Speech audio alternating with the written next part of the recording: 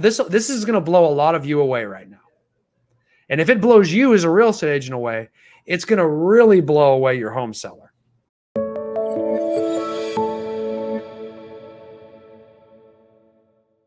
Ladies and gentlemen, welcome back to the Red X podcast, where we connect you with some of the best in industry to help you with all the best tips and tricks out there, especially in this low inventory market we've been having. I'm Robert Sullivan. I'll be your host today. We're so glad that you're here. We're super excited to have Brian Icenhower with us and to talk FSBOs. He's one of those experts that we love having on because he knows his stuff. Brian, thanks for coming on today. Hey, Robert, how's it going? Good to be back, man. So good to be here. Hey, before we get started, just a reminder, this podcast is participatory. If you have questions, comments, throw them down in the comments section and we'll try to get to them live on the podcast. Also, make sure that you're subscribed to our podcast on our YouTube channel at theredx.com/podcast. So you know when our next podcasts are coming, and that you can just stay up to date on everything that we can share with you and help out where we can. But let's get started, Brian. As we get started, why don't you just remind everybody probably knows you more than me, but if you want to go ahead and remind everybody about who you are and a little bit about your background before we get started about FSBOs. Oh yeah. So I'm the owner and founder of Icenhower Coaching and Consulting, ICC. We're one of the largest real estate coaching companies in North America. We coach many of the highest producing agents, teams, broker owners, sales managers, any leadership aspect of the real estate industry. We coach it. I've been in real estate for over 30 years now, and I've owned quite a few brokerage, still do own some brokerages, sold a lot of real estate, had a high producing real estate team back before they were in vogue. Going back about 25 years. And now I devote the vast majority of my time, if not all of my time, to my real estate coaching company. And we've got about 25 coaches. We have over 500 coaching clients. And we're real excited about it. I've written quite a few books on the topic. One of those is coming out too. Our big book, The High Performing Real Estate Team. It's the first book about real estate teams in a very long time, in about 20 years. And Wiley Publications approached me about it, and they wanted to publish it. And they're one of the oldest publishing houses in the country. And I was so excited to work with these guys because I've written books and stuff, and for smaller publishers and things, and they've done okay, and they're all about different topics. But this was a huge topic, and it took a lot of work to get this together. And I had just the company backing behind me to do it. So it's actually one of the number one selling books on Amazon right now. It's number 2 for real estate books as of last week. And guess what? They're all pre-orders. The book doesn't technically launch for I think it's September 15th. So you can't buy it live until September 15th, yet we're number 2 in sales. That's a lot of people pre-order. I didn't know people pre-ordered books like that, but do it. Bottom line is, you know what's going on in the industry, and hopefully by the end of this show, it's number 1 on Amazon. Yeah, why not 1? That's a good point. Thank you, Robert. I appreciate that. So we'll get it there. But hey, we're here to talk more about FSBOs and help everybody out. We're going on almost 12 months now on this really crazy low inventory, not just low inventory, but really low inventory. Really low. And so, give us some insight, not just about FSBOs, but FSBOs in today's market, and maybe a little bit about why should agents even be prospecting to FSBOs right now? Yeah, that's a great point. So you're right. It's been a low. I mean, literally, I think the national average was 23%. Home prices have gone up 23% over the last 12 months nationwide. That's just unbelievable. We've seen a lot of housing booms and things like that, and I've seen different markets, and I've just never seen, to have 7 or 8 years of straight appreciation where we average about 6% increase a year for like 6 or 8 years. We got used to hot sellers markets every year for almost a decade. And then everybody's like, when's it going to bust? And it didn't bust. It just took off, and yeah.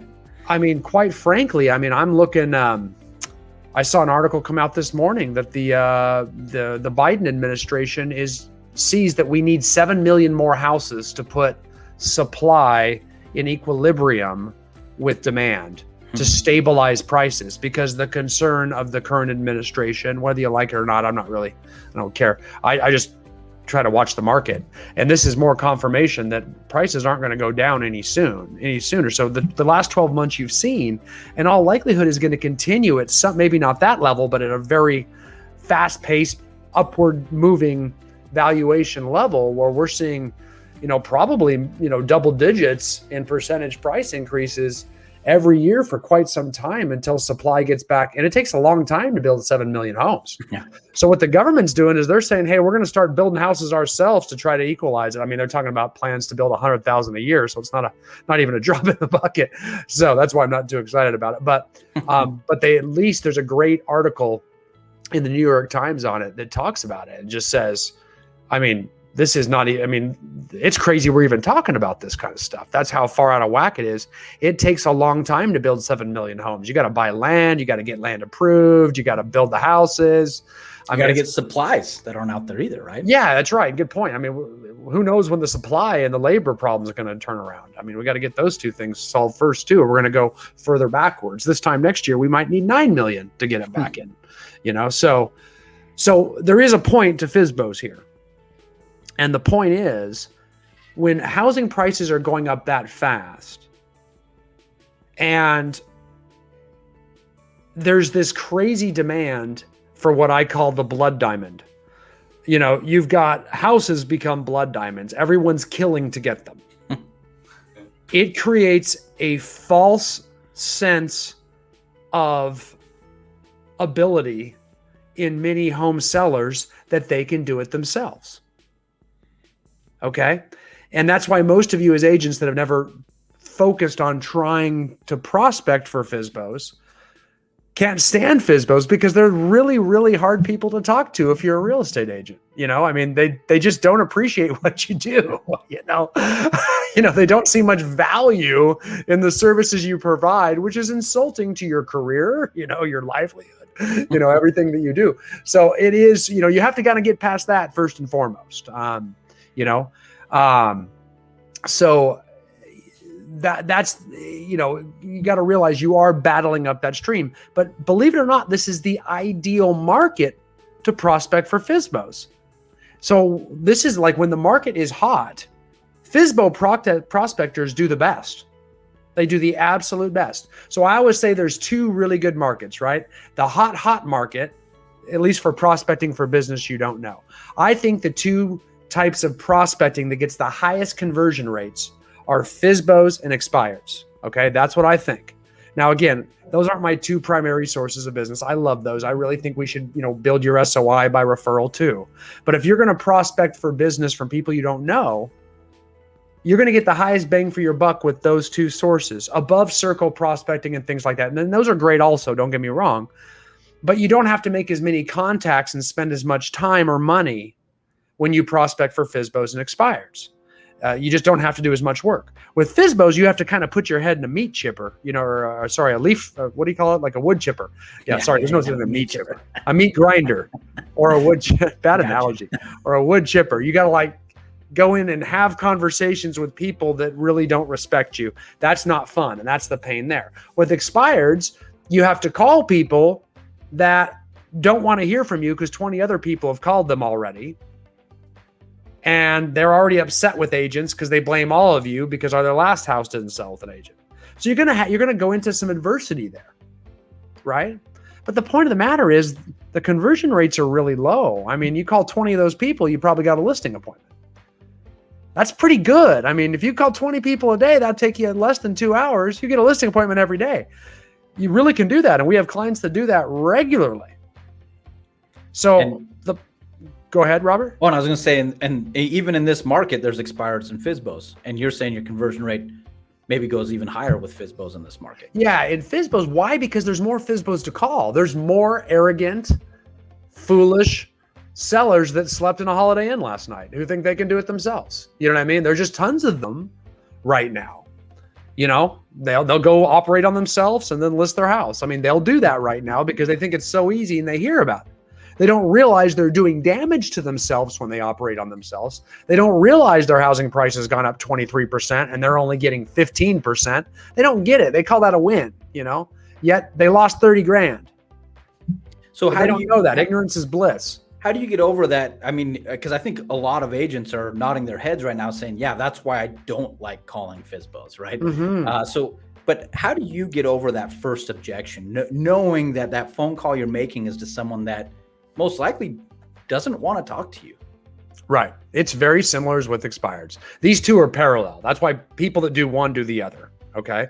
And I will answer that question. No, I just want to finish one quick point. Yeah. The reason it's good in this market is because there's tons of them. They're everywhere.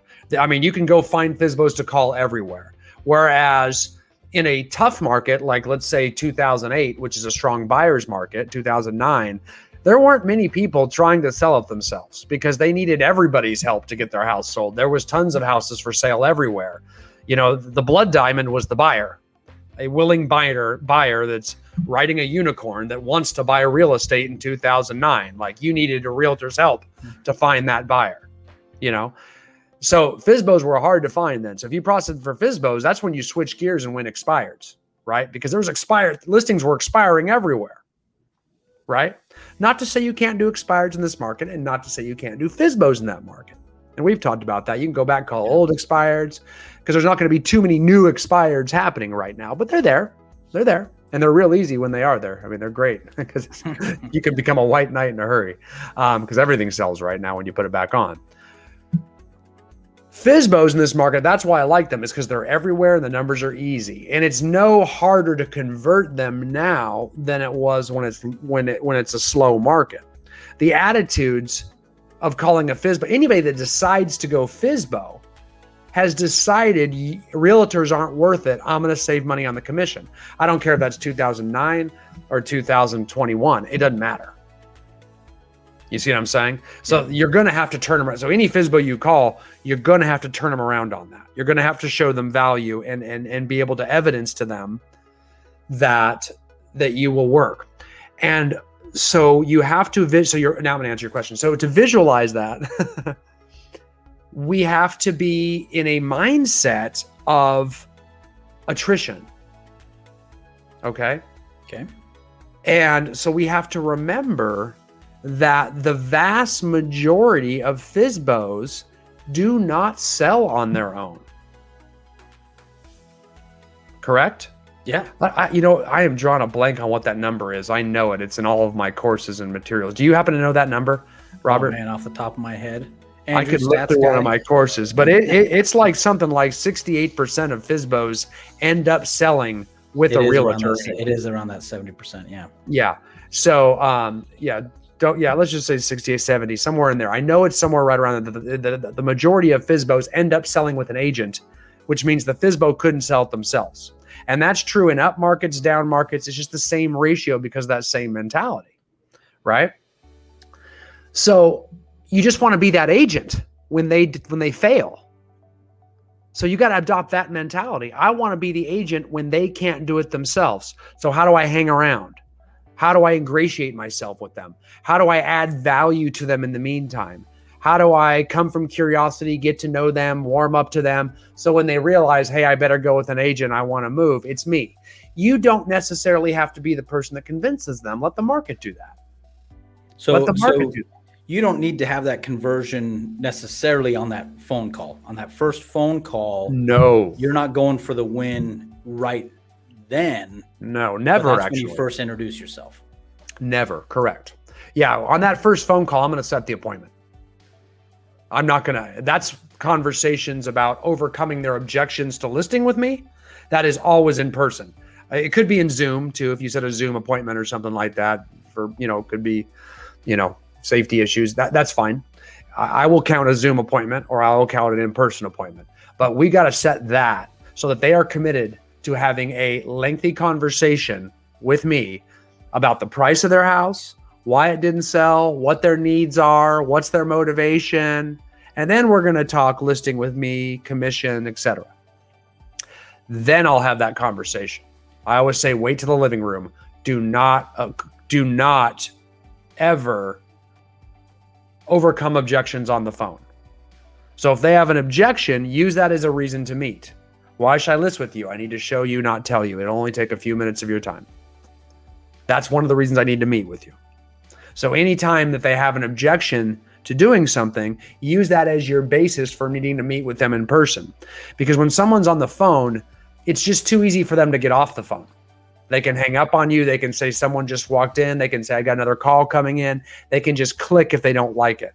But if they're sitting with you face to face, they're engaged with you. They're not doing anything else. They're just there with you, and they can finally talk turkey, and you can actually connect, and you can actually overcome objections. That's why when they start, when you're in a normal listing appointment, they start threatening FSBO on you. Yeah, you need to be able to overcome those objections, and we're going to talk about some different ways how.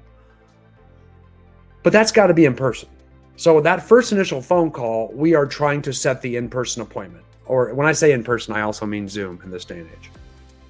So that's what we're trying to do. So we're trying to move to that appointment as fast as we can. And there's different schools of thought on how to do that as well too. But this is a numbers game. So if you meet with lots of different FSBOs over the phone and then in person, now we've got a bunch that we can stay with until they fail. So let's say you're only able to convert one or two of them. That's cool. All the others that we stay with until they fail, we might get 3 or 4 of those. So the numbers play out. So the key is not to get discouraged. Play the game, play the numbers, have faith that the conversion rate will come around. And so FSBOs really, especially in this market, it's a numbers game, and it's somewhat of a waiting game as well. You're putting yourself out there, you're making the introduction, maybe getting an appointment or two, but at the end of the day, if you can make enough contacts and wait it out for what we know is what will happen because of what FSBOs do, and that stat of 68% end up listing anyway, that you want to be that guy. So what are some of your best follow-up strategies then with a FSBO? You make contact, maybe you get an appointment. What do you do in the meantime for some follow-up strategy with them? Well, that's great, because I wouldn't just call it waiting. We want to definitely be active in our waiting period. So I always say, usually we have a CRM, a customer relationship management system, that enables us, like RedX, which is wonderful, that enables us to follow up for 6 to 8 weeks is usually what I teach. You can go longer, I wouldn't go much shorter. So for at least 6 to 8 weeks, we are following up, and that thing's got everything from, so you've got a FSBO follow-up action plan in there, okay? Because the vast majority of the business with FSBOs is not going to come on that initial appointment. The vast majority is going to convert. I would say at least 75% of your FSBO listings that you get are going to come during and after the follow-up process. You're going to get them because they failed themselves first. Makes sense? You will convert some up front. That does happen. And it usually happens just because you timed it right. They'd already been on the market long enough to realize it had failed. So it might be your first one, but it's still because they're failing. So, and that's usually how that happens. But you want to have a 6 to 8 week action plan. And in that action plan, your CRM is going to tell you, hey, it's been a week, call them. Or it's going to automatically send them out certain emails, like an 8-week email campaign where we send them items of value. Okay. It could be sending them a text. It could be a direct message. It could be things like send them another new list. So anytime we're going to actually take on our MLS and set up a hot sheet on our multiple listing service software, so that anytime a new listing or in their neighborhood comes up, we send that to them right away, because that now they're being aware. Hey, look, you got a new competitor. Keep an eye on this one. This could increase or decrease the value of your home if it sells. Or if something goes pending, hey, your neighbor's house over there sold or went pending. Hey, this house finally sold, and we can finally see the sale price because it went from pending to sold status. You're explaining to them, you're teaching them, and you're adding value, and they start to like you. They're like, wow, this is the first realtor I've ever seen that I liked, of course. So like that's, you're actually, and you're adding that value. You're helping them do what they're doing, and you're teaching them that you might know a little bit more about this stuff than they do after all. But you're not making them admit that in an argument where overcoming them. You're just showing them. You're just showing them. It's like they're taking you for a test drive, and you can kind of explain, hey, we haven't been able to see this. We knew it sold. We didn't know what for. Now we can see what it was for. Here's how an appraiser might adjust the value of your house based on that. So little things like that we can say to really help these guys out has a whole lot to do with that follow-up. So there's lots of things that one of the things we give our clients, I'll show it to you actually. And I can give this to you guys to give to your viewers if you. Oh, that would be awesome. If you would like it. I think we have a lot of people, they're talking about becoming the expert in the neighborhood, just making friends through the follow-up, becoming the agent that they like. So they want to know, what are some specific things you do to add value? So this is great. Yeah, here's one. This is a Microsoft PowerPoint. We put this in PowerPoint because I figure everybody has PowerPoint, whether you're Apple or PC or whatever. And it's really easy to edit in PowerPoint. So you can fully edit this, make it your company colors. It's kind of bland, so you can put your logo on top of it somewhere, maybe over here or something. But it's a FSBO guide. It's a helpful guide to help sell your house for sale by owner. So here we are helping the enemy, you know what I mean?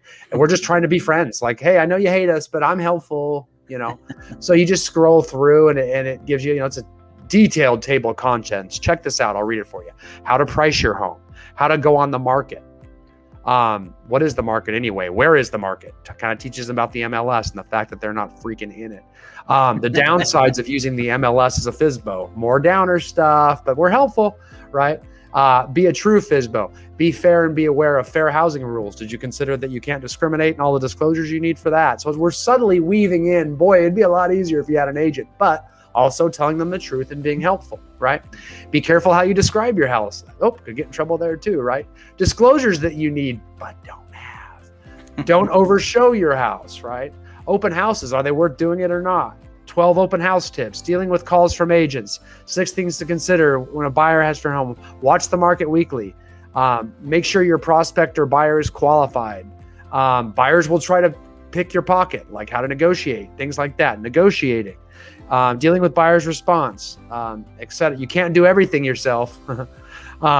Dealing with inspection issues, dealing with the appraisal, stay on top of the mortgage process, all the laborious work that we'd be doing for you, right? You mean my commissions actually pays for something? That's right. You're right. Don't forget your certifications and inspections. And if you're not having any luck, maybe give me a call type of deal. So this thing, you can see it's like 27 pages. It's meaty, right? It's just absolutely meaty how you scroll through this whole thing.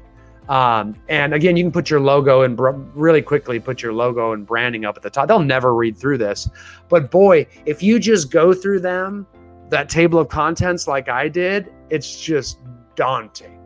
You know what I'm saying? And it's helpful though. It's something that's never going to be offensive. I love it because it is both, right? Like this isn't like doom and gloom just to scare them. This is the truth about what you as a real estate agent are going to be doing for them and things that they should be aware of. So it's actually helpful. You're providing value for free and even saying, hey, if you want to try it, here's some tips. Well, at the same time, painting the true story of what it's going to look like and maybe helping that conversion later. I love it. Yeah. So that's a way to add value. I mean, I've seen agents provide open house guest lists, like use this, that way you can follow up and call them back afterwards. Here's my blank open house guest list, right? Or I'm having an open house that weekend. Why don't you have one at the same time so I can send everybody your way and you can send people to me and we can help each other out. Just little ways to work together like that. Every week, send them a CMA that's updated. Send them updated CMA for the neighborhood so they can see that, so they can see the pendings and the solds, like definitely any market activity like we talked about. That's huge. And see how these are all real estate relevant things. I'm not talking about, you can send them a freaking refrigerator magnet. That's fine. But that's a refrigerator magnet. That's not, that might make them appreciate you a little, but that feels like I'm selling them. I really want to be helping them here. Like I'm giving, because remember, their problem is, what do I do for you? So I'm trying to show them, like a test spin of a vehicle, here's what I do for you. Here's a lot of stuff you didn't know how to do. So I'm trying to help you with this stuff. And you tell them that. And pretty soon when they fail, you even say, I've called the bluff before, or had my clients do it. Hey, if you don't have that disclosure, I'll give it to you. Use it. That way you don't get sued afterwards. They're not going to sell their house. Odds are they're not. So when they have to pick an agent, they got to go to you, or they're a complete jerk publicly. They know you're going to see that sign the day it goes up because you see everything in that neighborhood. And I love it because you're talking about adding real value. I mean, again, this isn't pretend. We have a whole bunch of people. They love it. They want to know how to get it. If you email marketing@theredx.com, we'll make sure to get that to you. Brian has shared it with us, and we'll make sure to get it over to you. So just email us at marketing@theredx.com. We'll get it over to you. I love it, Brian. That was awesome. Sure. Yeah, no, it's that mindset that you have to adopt. Swim downstream with them. Don't try to fight them. You know what I mean? Just try to help them. Try to help them. And pretty soon, by the end of that 6 to 8 week period, you watch their attitude towards you change. It completely changes by the end of it. Their attitude about agents changes, everything. And it just becomes, and by the end, you sit down, it's the easiest listing appointment you'll ever had because they're tired, they're exhausted, they do what you say. You don't have to show them anything as to choose why they should choose you. They even get pretty malleable around your price because their price they already tried. Yeah, that's awesome. That's great. Good. We have a couple people just based off of what you just walked us through on that follow-up strategy. They want to know what tools you're using, what email platform, or how are you getting those out? What tools do you use to make this follow-up successful? Yeah, well, number one, I'm not blowing smoke here because most of my clients use you guys. So we use RedX for those tools, right? We use RedX to get phone numbers, to get contact information. That's for data. We use them for your follow-up systems. We use RedX for your dialers. I love the dialer. That's probably the most important tool. It's the Storm dialer, right? It's a Wave dialer now. Oh, it's Wave changed? It went from Storm to Wave. Storm is kind of negative, especially in this day and age. There's like lots of really damaging storms out there, right? Okay, so they changed the Wave dialer. Sorry. Yeah. Well, you can see how long I've been using RedX. Yeah. So what? And what it does, it's a 3-line dialer. Yeah. Yes. Well, yep. Okay. So what ends up happening is, it's really cool because you have all these numbers to call, right? And part of this is calling all these people, and because you got to get these conversations. So I love how the dialer will call 3 people at once, right? And it's just calling, and you're sitting there, you got your headset on, you're looking at your computer, and it's just dialing all these numbers because you could also take a database of numbers and put it up into the dialer too. You know what I'm saying? So you can export any numbers you want. I mean, it's really fun when you're doing SOI calls because you never know who's going to pick up. You're like, hey, John. Yeah. Like better for expireds and FSBOs for sure. Because you're calling up FSBO and expired. You don't need to know their name. You're not supposed to know them personally. And it'll call 3 numbers at once until someone picks up. And once someone picks up, it automatically stops dialing the other 2 calls, right? And then you're talking. So you're not spending all this time dialing one at a time, pressing your cell phone, looking up numbers. It can take you forever. Whereas you're pretty much plugged in and it's zing, zing, zing, zing, zing, talk. And that's so important when you're using scripts and dialogues that you get in a rhythm and you stay in a rhythm where you're just logged in. You get better and better. I mean, anytime if anybody's ever called their SOI or anyone, the first few calls are awful. They're just awful because you're not warmed up yet, right? But then or even in public speaking, but once you get going, things get good. But if you stop and slow down because you're dialing or looking for numbers all the time, you get out of practice and you start over and you stumble. So you want to get up in the zone and stay in the zone. And that multi-line dialer keeps you in the zone. It just keeps calling and you just keep talking. So you actually triple, quadruple, or get 5 times the amount of contacts. You get 5 times the amount of contacts, you're going to set 5 times the amount of appointments. Okay? You get 5 times the amount of appointments, you're going to get 5 times the amount of listings. So using something like that, I think it ends up costing you like $100 a month or something. It's, I mean, I don't know. It's like what, $1,200 a year or something like that. I mean, you get one listing, it more than covers that, and you will get a lot of, our clients get a lot of listings. So it's really, I mean, I've got one client. I love talking about this guy. I'm not going to give you his name, but he's in West LA, and he prospects for FSBOs. And this guy's average list price on FSBOs, get this, 3.4 million.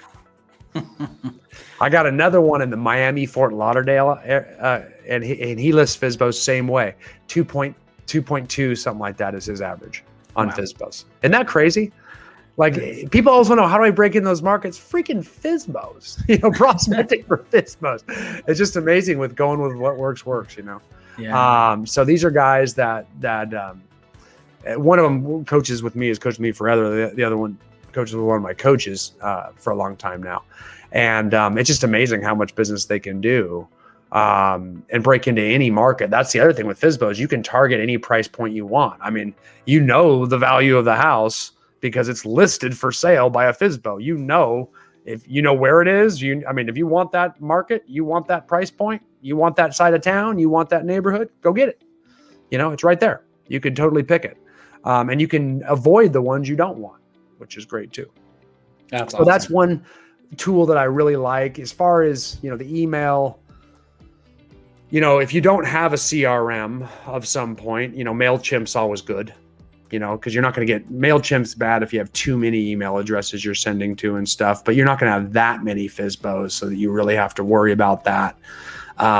So that's kind of a safe one. But I mean, there's tons of CRMs as well out there that are going to do everything. You really just need a follow-up campaign to do, maybe a mailer or two. You could do a drop by on a porch. These are just reminders in your CRM to send out the emails. I would definitely set them on a listing e-alert search. That's an important one too. A lot of you know that auto prospecting tool that you set buyers up on, right?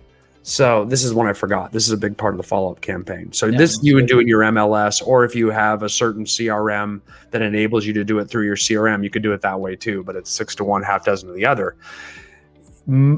These are often called, listing emails, status emails, auto prospecting emails, whatever you call them in your area. It's when you have a buyer and the buyer says, I'm looking for a house. You say, great, I'll set you up in our MLS. I'll type in that criteria. Anytime a home comes up for sale that meets that criteria, you'll get an email directly from the MLS, right? Usually used for buyers. It's been around for freaking ever, 15, 16 years old technology. But farmers and quite just about anybody really knows it's better to use for sellers, right? So now what I do is I take that seller who lives in Nottingham Estates, right?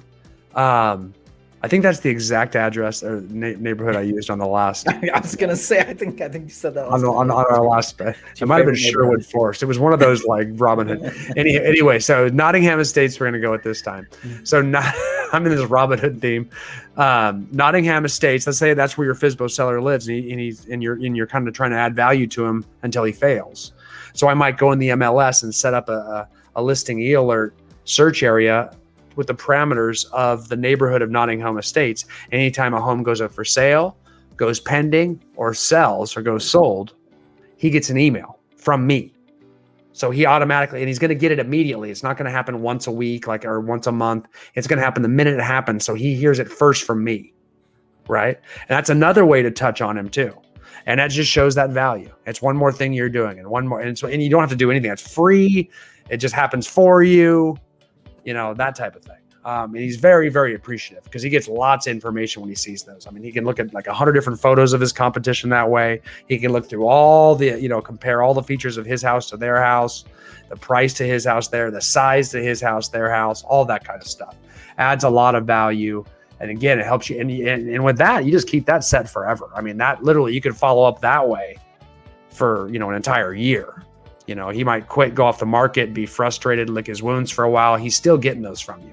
So next year rolls around. Don't be surprised if he calls you and says, hey man, I appreciate all you did for me back then. I'm still getting your emails. I want to list with you. And that's available to everybody. That's just on the MLS. So it's not, it's free. Everyone gets to use that. So if you're not using that, that's a great tip. Yeah, people always say, like, why do I pay MLS dues? They gripe about that, and there's political reasons, political action fund, stuff like that. I usually stay out of that stuff. But I will tell you, that tool, that's the most valuable thing. Yeah. That tool is great. I mean, it's great. I mean, I love that they get it. It's wonderful. It's wonderful. So we have a couple of questions. So this one's come up quite a bit. And so I'm just going to take it from Rebecca.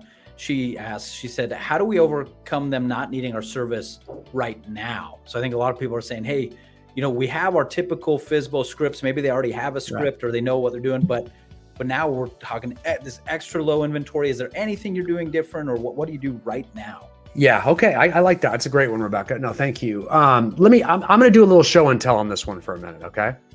Because I think it's a little bit easy, and I would show and tell too. Like if you happen to have, I'll give you this graphic too. If anybody wants this graphic, I can give you guys this graphic, and you can give this to your people as well. Okay.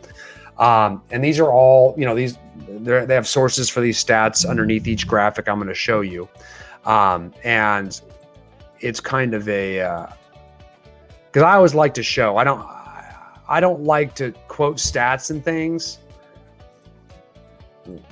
unless I show, because people are visual learners. They need to see statistics, right? So they can hear things, be like, he's just full of it. But if you show them, it gives so much more credibility to it. Even if you don't put a source behind it, that visual mapping matters. So I like to show, which means we don't do this over the phone. We do this in the appointment, like we said earlier, right? But this is why sellers don't FSBO, okay? Why smart sellers don't FSBO, right? Don't be a moron. This is why sellers don't FSBO, right? I like that. So these are stats, and way down low. This is from the NAR, National Association of Realtors, so they are a little bit biased. But again, I just put NAR down here, and what ends up happening is this actually shows how did people sell their home, and then across the top, how did people buy their home? Okay, and we can see that this year, 90% of home sellers chose to use an agent. Okay, 90% sold their home through a real estate agent. And guess who the 10% were? Like the bulk of the 10% were like sold home to home, like through a buying company. You know what I mean? Like that's, investors purchasing, new home sales, things like that, where they are, like hedge funds selling rolls up to flipping companies, things like that. Very few of them FSBO. It's a very small percentage that FSBO, and with technology, more and more are using agents. So over the years, the number of people using agents is actually going up as technology becomes more prolific. Okay. And that's because you need to do a lot more to sell a home. There's a lot more noise out there. There's a lot more competition. I mean, you need professional photos now, or people won't even come look at it. You need stagers now, or people won't even come look at it. You need to market it, through a syndication of hundreds, if not thousands of different online portals and websites to get those things sold. That's why the increasing number of people are going FSBO, even in this crazy market, are not going FSBO. Even in 2000, then these are all sellers markets. I mean, down here, 2006 was a hot market. 87% sold in 2011, and that was barely the end of a buyer's market. And it kept going up as we got into a deeper and deeper seller's market, right? Now, so that's important to know, that if you need to let the seller know that you're going off on a weird little limb of crazy town if you're going to be one of these guys up here. You need to be with the smart people, right? The smart people are over here. There's a reason why everyone does that. Okay, and we're going to start talking about those reasons. So I want to show that. Then I'm going to move over to how did you buy your home? 90% of agents used used a realtor to purchase a home. 90% of people went with a realtor, right? And then you can see the next bulk went with the builder, so they bought from a builder directly. And the next bulk bought FSBO. So we're talking less than 4% bought directly from a FSBO. Okay, so let me talk about that for a second. Why is that important? And this is going to blow a lot of you away right now. And if it blows you as a real estate agent away, it's going to really blow away your home seller. Okay, so if you think that we as agents market to the public, you got it wrong. 90% of home buyers use an agent. So who are we really marketing to? Other agents. Because I don't know about you, buyers come to me and say, I want to find a home to buy. Can you show me some? It's up to the agent to put the homes in front of them through a lot of different ways. So if your home is not marketed to the agents, you're missing out on 90% of the home buyers. You see what I'm saying? So this is the key point we have to get out there. You're just going for the people, you're going for the scraps that aren't looking very seriously. You're going after people that aren't serious enough to go with an agent because they really are ready to buy. You're going with a lot of just kick the tires people that are going to waste your time and walk through your house, maybe rob it blind by leaving one of your bathroom windows open. Oh, by the way, I'm supposed to disclose that to you, that if you let people without a licensed agent through your house, they love to go in the bathrooms and open those little high up windows and leave them unlocked and then come back on the weekend when you're gone and clean you out. FYI. Little tips like that. But as agents, we have a lockbox where we can register. We have a computer record of everyone that enters and leaves the home with licensed agents only coming through your house. See what I'm saying? And if you have to be home and present so they can't do that and you're going to follow them through the whole house, I'll tell you right now, no one's going to buy your house because they're going to be rushing to get out of there as quick as possible. They can't even talk openly and freely in your house because you're all over them. If they can't say what they don't like, what they do like, they can't talk about motivation. They can't talk about things they change because that might offend you. All of those things scare away offers. And in this market, the majority of the time that we get the highest amount of proceeds for our sellers is when we drive multiple offers at the house in the first 2 weeks.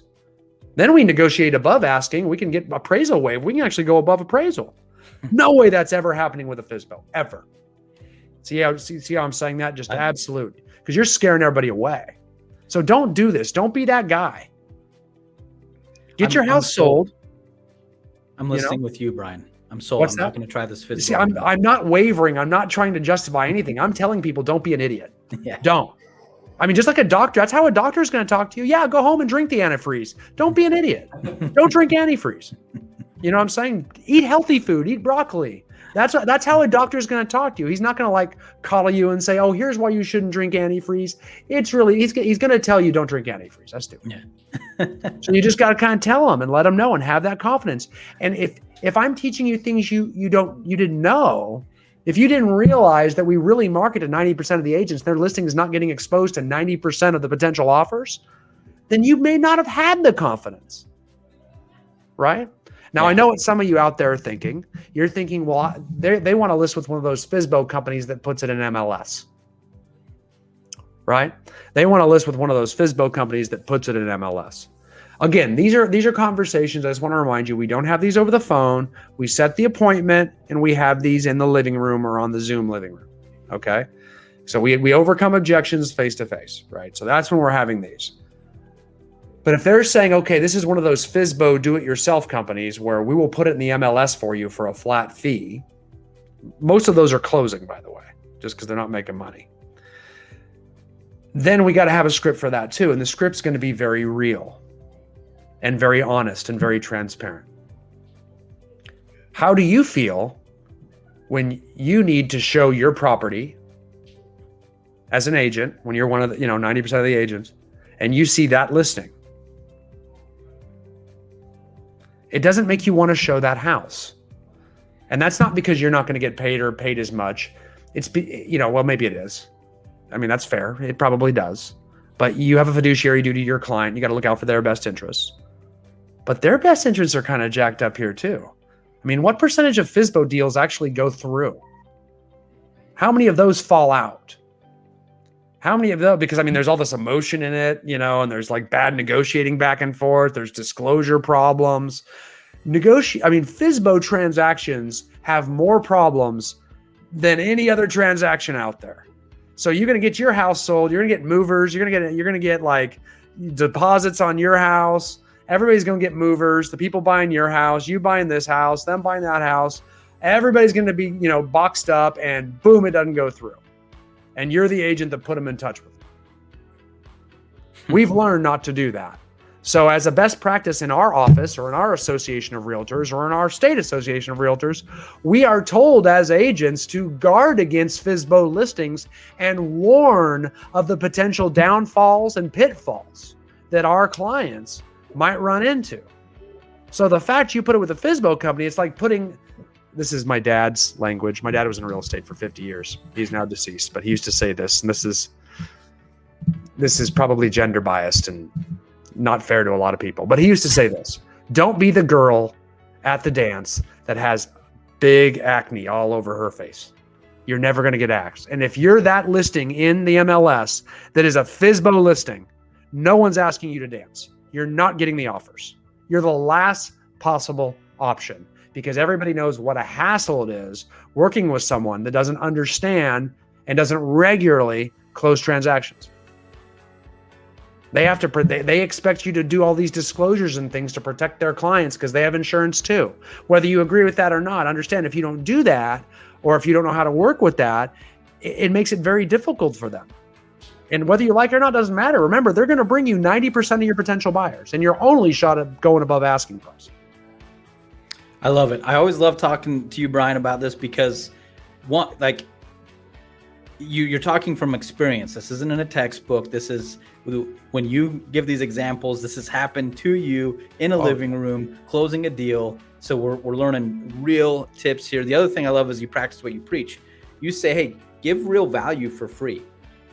Go and teach them, give them this handout. And here you are giving all of us your knowledge, right? Like, you're a coach. That's how you make money. And you're like, hey, you know what? Today I'm giving you this handout for free because you're on the podcast today, because you practice what you preach. You know, giving value at the end of the day comes back to closing those deals, whatever it is. Yeah, it really, it's the very definition of content marketing, right? I mean, it is. It's our drug dealers have been doing it for years, just to taste. Just to taste. You give them that first taste for free, and then they're hooked, right?